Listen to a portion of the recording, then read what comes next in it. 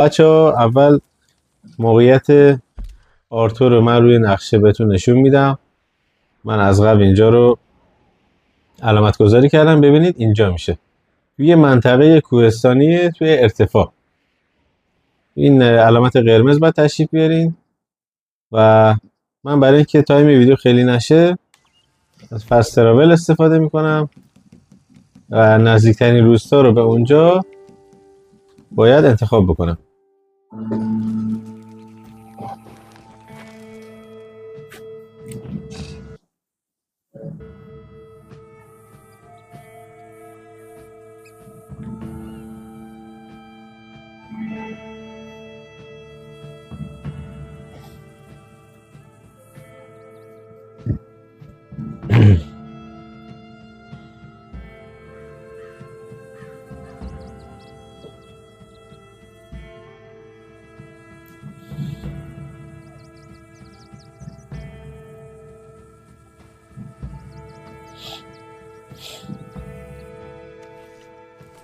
خب الان شهر ولنتاینیم.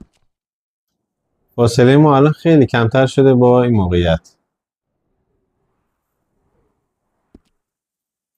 خب جا من مسیر مشخص بکنم که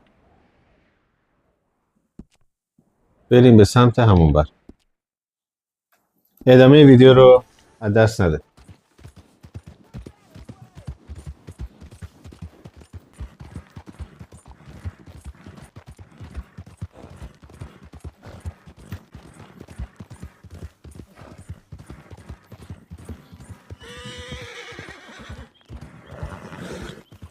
خب بچه ها دیگه تقریبا داریم نزدیک اون محل میشیم.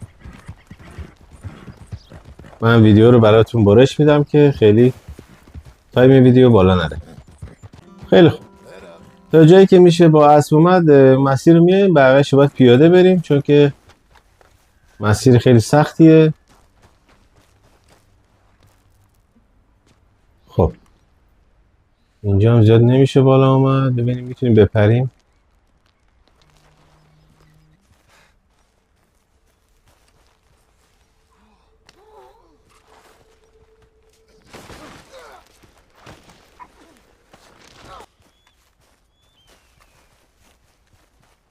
خب از اینجا میشه رفت بالا.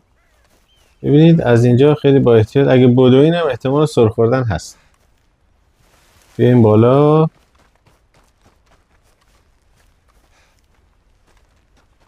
اینجا چی داره؟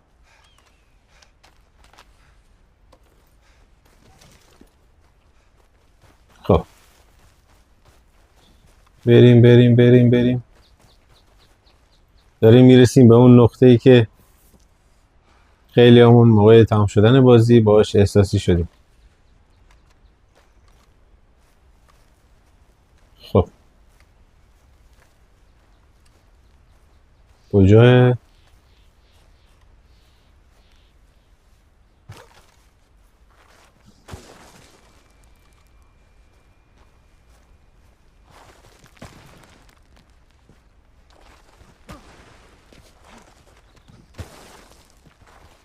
فکر کنم دارم میبینمش. این بنده خدا 10 بار افتاد.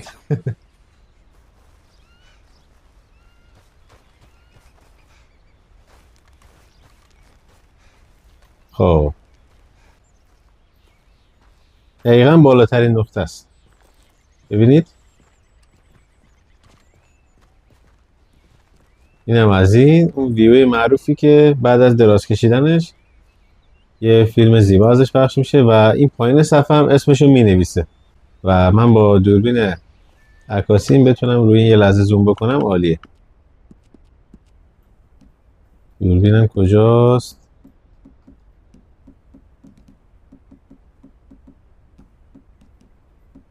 بله